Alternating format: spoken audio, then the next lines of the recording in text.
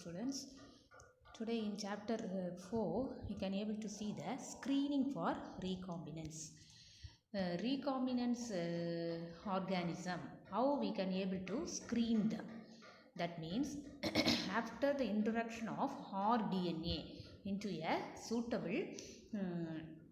suitable host cell, after introduction of the rDNA into the suitable host cell, it is very much essential to identify those cells which have received the rDNA molecules. அப்போ வந்து இந்த rDNA வந்து ஒரு host cellக்குள்ளே introduce பண்ண பிறகு நம்ம we have to identify, அதை கண்டுபிடிக்கணும் whether that host cell has received that particular rDNA or not. That process only is called as screening.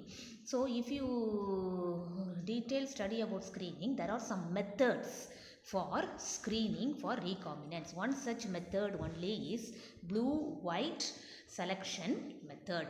So blue-white selection method is nothing but to identify the recombinants, to identify the rRNA whether it is present in the particular host cell.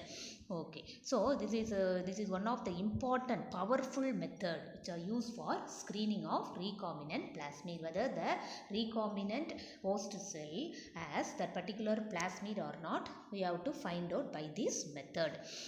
Okay, so in this method what they will do means a reporter gene, that gene is called as LAGZ, is inserted into the vector. அது vector குள்ளர நம்ம carry, vector is nothing but already you know is nothing but the carrier or the transporter of that particular DNA gene. அப்போ அந்த reporter வந்து எங்கே வந்து நம்ம reporter gene LAGZ ஜீனை வந்து நம்ம வந்து எங்கே பண்ணுறோம், இன்சர்ட் பண்ணுறோம். எதுக்குள்ளார, வெக்டார்க்குள்ளார இன்சர்ட் பண்ணுறோம்.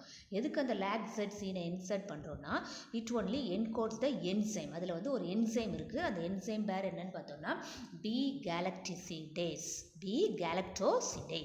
அதில் வந்து செவரல் சைட் இருக்கும், ரெகக்னைசேஷன் சைட். வெதர் அந்த ஹோஸ்ட் செல்லில் அந்த பிளாஸ்மிட் வர்றப்போ அது எந்தெந்த சைட்டை வந்து அதை ரெகக்னைஸ் பண்ண முடியும் ஃபார் ரெஸ்ட்ரிக்ஷன் என்சைம். அந்த ரெஸ்ட்ரிக்ஷன் என்சைமை ரெகக்னைஸ் பண்ணக்கூடிய சைட் வந்து இந்த B-galactosidase இருக்குது.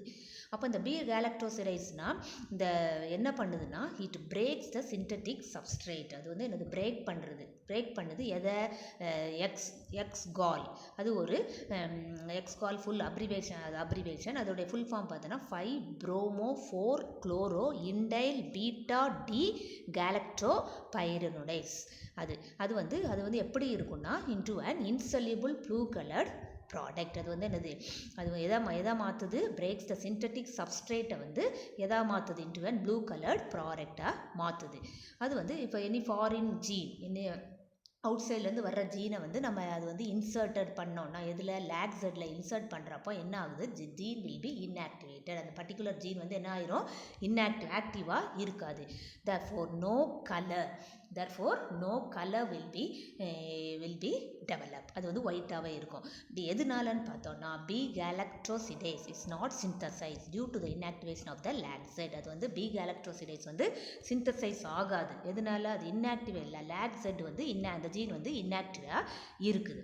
அதனால அந்த ஹோஸ்ட் செல் என்னதான் இருக்குது, white colour colonies on the medium which contain எக்ஸ்கால்.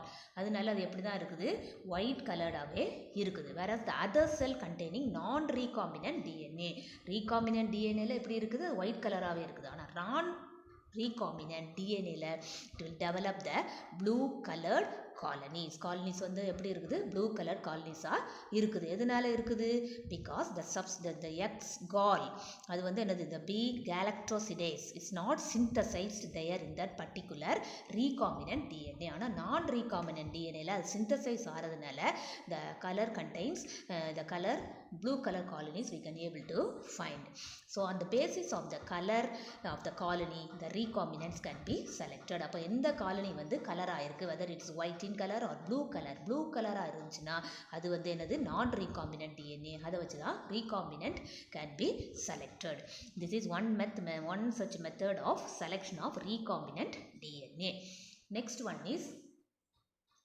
one is called heading is antibiotic resistant makers.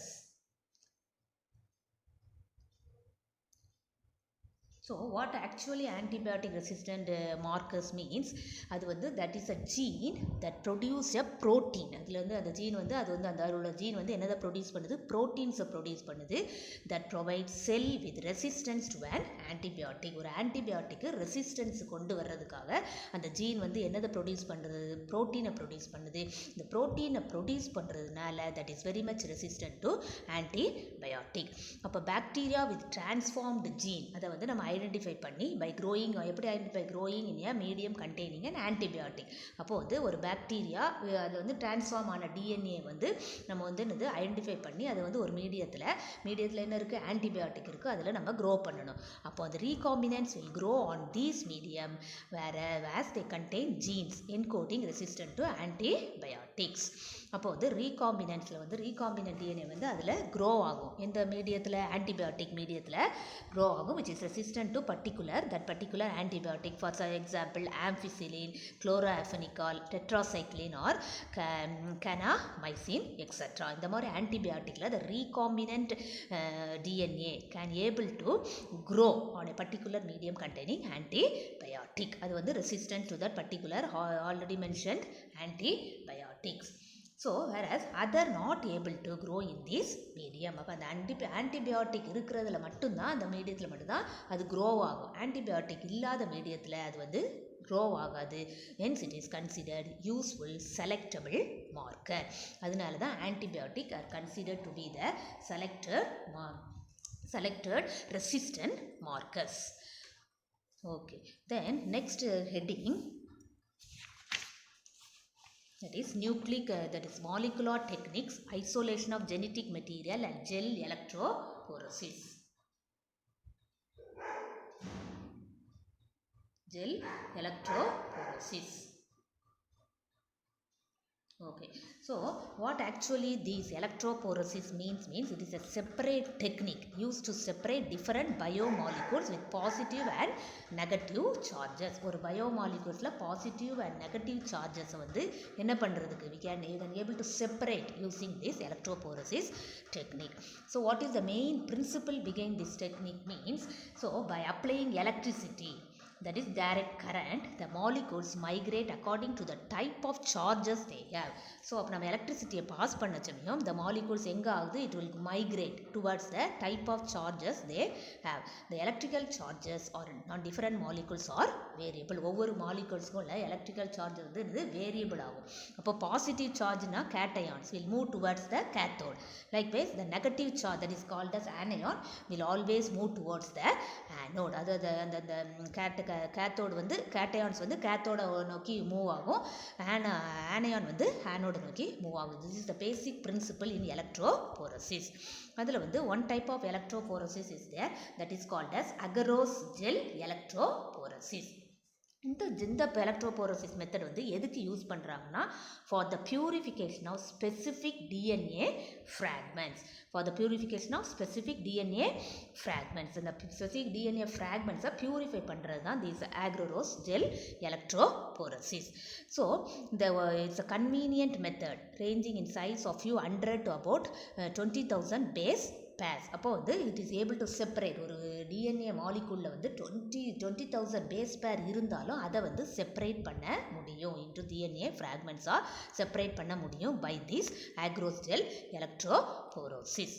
Okay, so the gel is complex. அந்த ஜெல்லு வந்து எப்படி இருக்கும்னு நம்ம பார்த்தோன்னா, அது வந்து polymeric molecules. It is a complex network of polymeric molecules.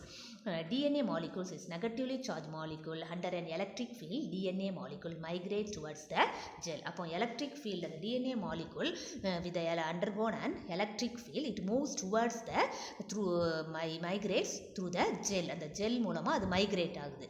அப்போ electrophoresis is frequently performed with marker DNA fragments of known size which allow only accurate size determination of an unknown DNA molecule by interpolation. அப்போ accurate சைஸான ஒரு DNA மாலிகுலை தான் அது வந்து என்ன பண்ணுது, fragments of known சைஸை மட்டும்தான் அது என்னது அலோ பண்ணுது. Okay, The advantages of these gel electrophoresis are that the DNA bands can be readily detected at high sensitivity. And the DNA bands வந்து they can able to readily detach by high sensitivity. Okay, the bands of DNA பார்த்தோம்னா இந்த ஜெல்லில் are stained with by a dye coloring substance called ethidium bromide, and DNA can be detected as visible fluorescence illuminated in UV light, which give orange fluorescence which can be photographed.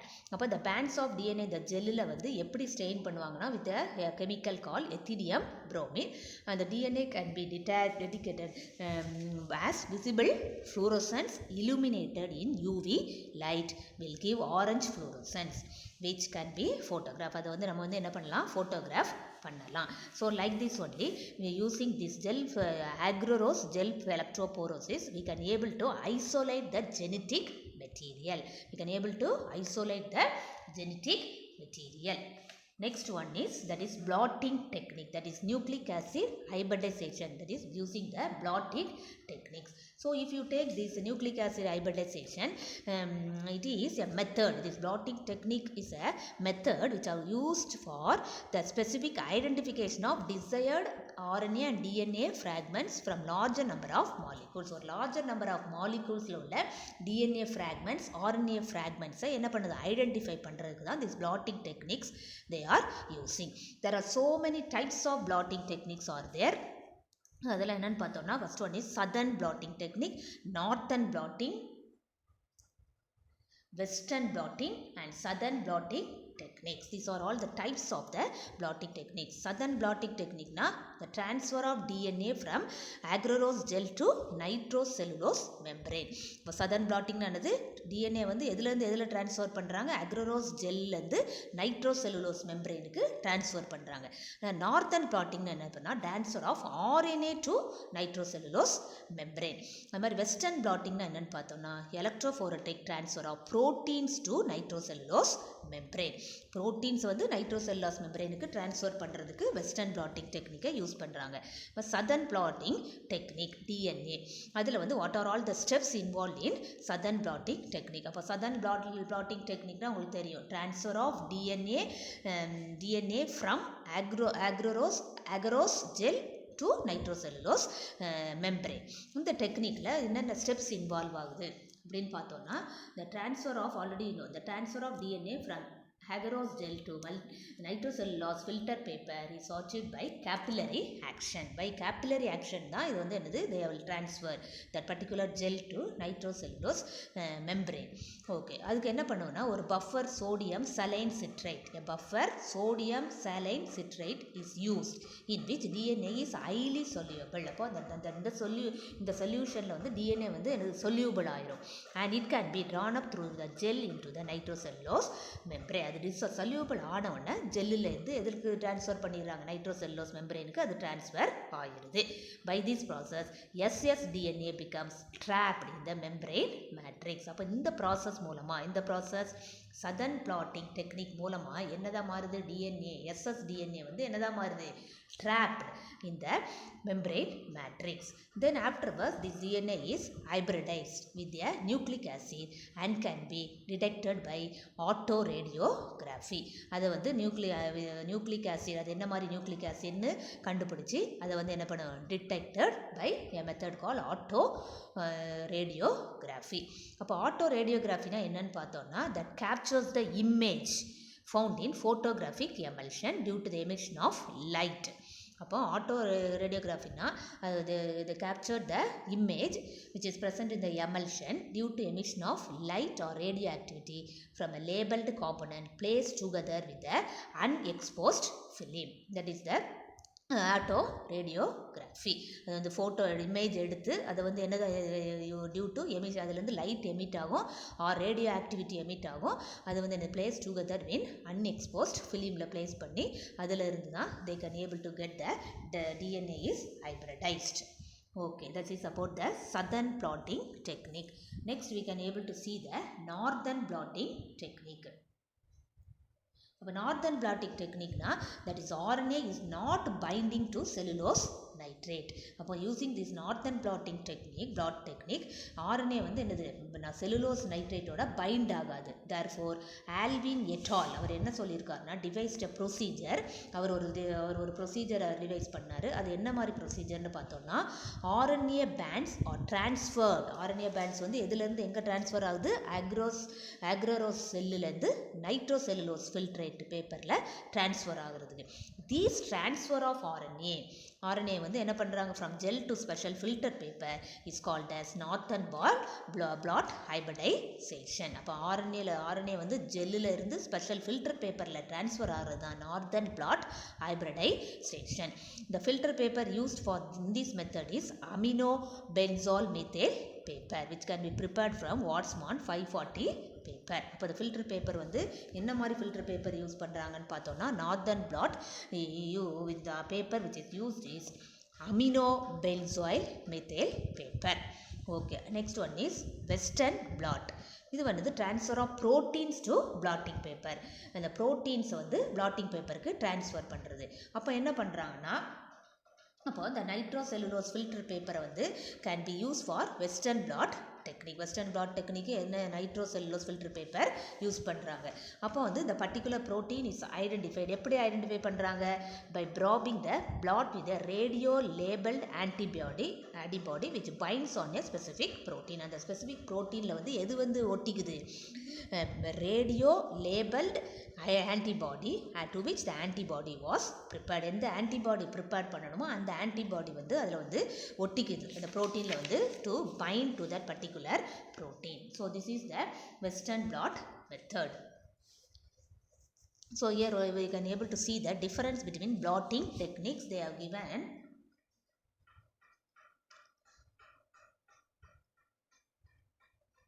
southern blotting, northern blotting, western blotting. அப்போ வந்து name வந்து separation, அப்புறம் denaturation, membrane hybridisation, visualising. அப்போ வந்து southern பிளாட்டிங்கில் வந்து southern name of the inventor கொடுப்பாங்க. நார்தர்னில் வந்து நார்தர்ன் மிஸ்னோமர், வெஸ்டர்ன் மிஸ்னோமர். அப்போ வந்து செப்பரேஷன் ஆஃப் இதில் வந்து டிஎன்ஏவை செப்பரேட் பண்ணுறாங்க. நார்தர்ன் பிளாட்டிங்கில் வந்து எதை செப்பரேட் பண்ணுறாங்க? ஆர்என்ஏ செப்பரேட் பண்ணுவாங்க. வெஸ்டர்ன் பிளாட்டிங்கில் ப்ரோட்டீன்ஸை செப்பரேட் பண்ணுவாங்க. டீநேச்சுரேஷன் வந்து நீடட். இதில் ரெண்டில் அதில் நார்தர்ன் பிளாட்டிங்கில் நாட் நீடட், இதுலேயும் நீடட். மெம்பரைன் பார்த்தோன்னா எந்த மெம்பரைன்? Nitrocellulose nylon. இதில் வந்து அமினோ பென்சாயில் மெத்தைல், இது நைட்ரோசெல்லுலோஸ். ஹைபிரிடைசேஷன் வந்து டிஎன்ஏ இது வந்து DNA RNA DNA protein antibody. Visualizing auto radiogram in the dark room. அந்த டார்க் ரூமில் வச்சு தான் அது வந்து என்னது வெஸ்டர்ன் பிளாட் மெத்தடை விஷுவலைஸ் பண்ணுவாங்க. ஆனால் வேற இந்த சதர்ன் பிளாட்டிங்லேயும் நார்தர்ன் பிளாட்டிங்லேயும் ஆட்டோ ரேடியோகிராம் மூலமாக அது விஷுவலைஸ் பண்ணுவாங்க. These are all the differences between the three types of blotting techniques.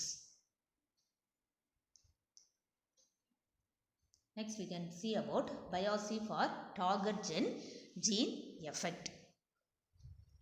Okay, so the target gene is the target DNA or foreign DNA or passenger DNA or exogenous DNA or the gene of interest or insert DNA that has to be either cloned or specifically muted. அப்போ வந்து அதை தான் நான் பயோசி பண்ண போகிறோம். எந்த ஜீனை வந்து நம்ம டார்கெட் பண்ணுறோமோ, வெதர் இட்ஸ் ஃபாரின் டிஎன்ஏவாக இருக்கலாம், அல்லது பேசஞ்சர் டிஎன்ஏவாக இருக்கலாம், அது எக்ஸோஜீனஸ் டிஎன்ஏ இருக்கலாம், அல்லது ஜீன் ஆஃப் இன்ட்ரெஸ்ட், நம்ம எந்த ஜீனை வந்து நம்ம வந்து இது பண்ண போகிறோமோ, டார்கெட் பண்ண போகிறோமோ அந்த மாதிரி டிஎன்ஏவும் இருக்கலாம். So there are various insertion vectors and replacement or transplacement vectors. So இதில் வந்து என்ன மாதிரி வெக்டார்ஸ், என்ன மாதிரி கேரியர் யூஸ் பண்ணுறாங்கன்னு பார்த்தோம்னா, த insertion vectors R என்டர்லி inserted into the targeted locus. அப்போ என்ன பண்ணுவாங்க? ஃபஸ்ட்டு ஸ்டெப் என்னது? த இன்சர்ஷன் வெக்டார்ஸ், அது வந்து என்டர்லி inserted into the target locus as the vectors and are linearized within the homology region. அது வந்து ஒரு லீனியர் ஃபேஷனில் அந்த ரீஜியனில் வச்சுருவாங்க. இனிஷியலி தீஸ் வெக்டார்ஸ் வந்து எப்படி இருக்கும்? சர்க்குலராக இருக்கும்.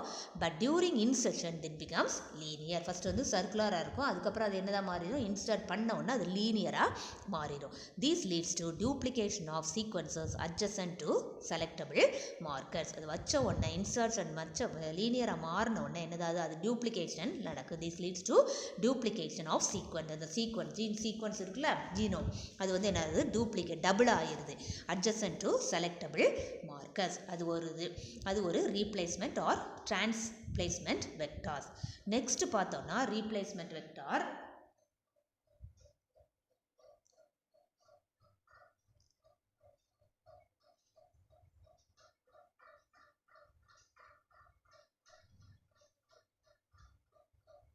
Next, replacement vector.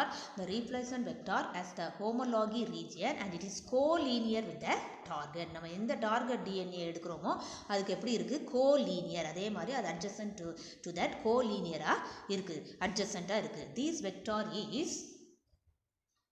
This vector is linearized prior to transfection outside the homology region and then consequently a crossing over occurs due to replace the endogenous DNA with the incoming DNA. அப்போ வந்து first அது வந்து என்னது homology region and it is co-linear-ஆக இருக்குது with the target. This vector is linearized. அதுக்கப்புறம் என்னது linearized ஆகுது prior to transfection outside the homology region. எந்த ரீஜியனில் வந்து நம்ம வந்து இது வந்து நம்ம ரீப்ளேஸ் பண்ண போகிறோமோ வெக்டோரை அதை வந்து அந்த ரீஜன் ஹோமோலாகி ரீஜனில் வந்து எப்படி இருக்குது டிரான்ஸ்ஃபெக்ஷன் அவுட் சைடில் நடக்குது. Linear prior to transfection occurs to replace the endogenous DNA with the incoming DNA.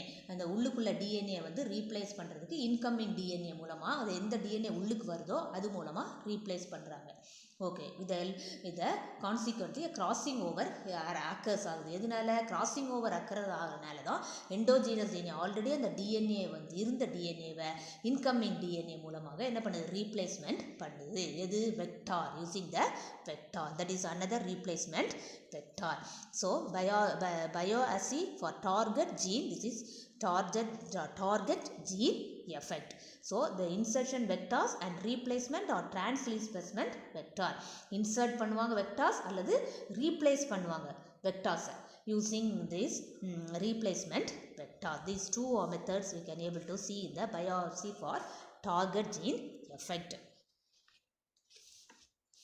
Next about the genome sequencing and plant genome projects.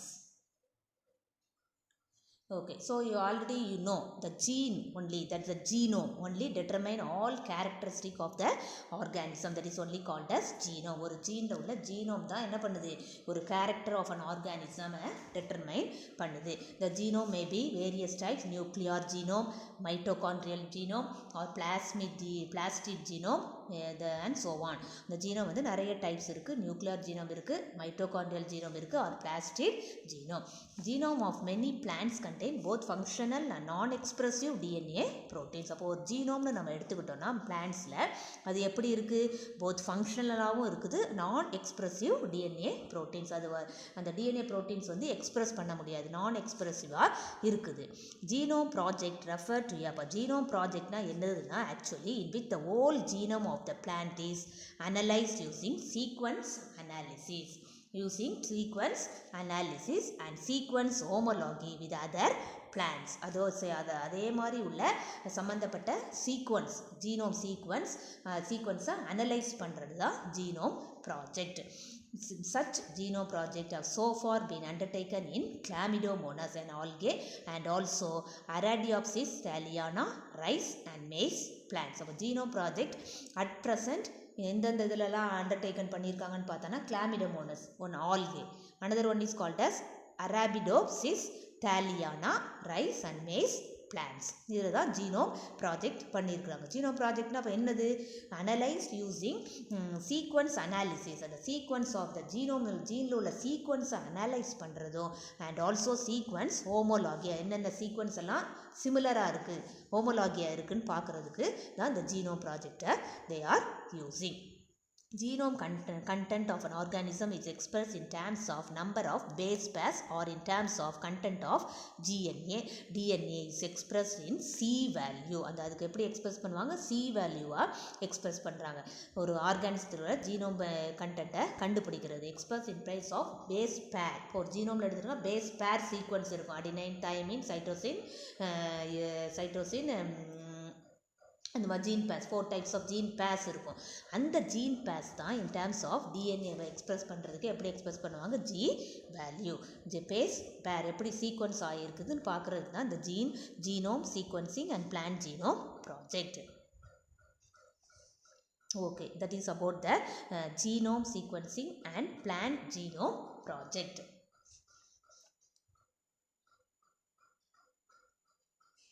Next about the evolutionary pattern assessed using DNA. அப்போ evolutionary pattern assessed during using DNA. DNA வச்சு எப்படி அதோட evolutionary pattern identify பண்ணுவாங்க அப்படின்னு பார்த்தோம்னா, the evolutionary relations between different plant taxa is assessed using DNA content as well as the similarities and differences in the DNA sequence. அப்போ DNA sequenceல similarityயும் பார்ப்பாங்க, DNA similarityயும் பார்ப்பாங்க, அதில் உள்ள differences-ஐயும் பார்த்து of different plant taxa of different plants உள்ள DNA sequence-ல similarities and differences பார்க்குவாங்க. Based on such analysis, the taxa and the relationship are indicated in cladogram. அதை பார்த்து ரிலேஷன்ஷிப்பையும் டிஃபரன்ஸஸையும் பார்த்து அதை என்ன பண்ணுவோம், அனலைஸ் பண்ணி அந்த டிஃப்ரெண்ட் பிளான்ட்ஸ் டிஃப்ரெண்ட் டாக்ஸாவை என்ன ரிலேஷன் அது ஒன்னோட ஒரு பிளான்ட்டுக்குள்ள ரிலேஷன்ஷிப்பை இண்டிகேட் பண்ணுவாங்க. எப்படி எதில் இன் cladogram. Such cladogram will show the genetic distance between two taxa. Gene related ரெண்டு taxaல உள்ள genetic differences with the help of this evolutionary pattern using DNA they can able to find out distance between the genetic distance between the two taxa. It also showed antiquity or modernity of any taxon. ஒரு taxon ஒரு பிளான்ட்ல உள்ள modern பிளான்ட்ல உள்ள gene sequence, அதில் உள்ள DNA and also antiquity டிஃபரன்சஸையும் பார்க்குறதுக்கு this evolutionary pattern is used in cladogram. That is the evolutionary pattern assessed using DNA.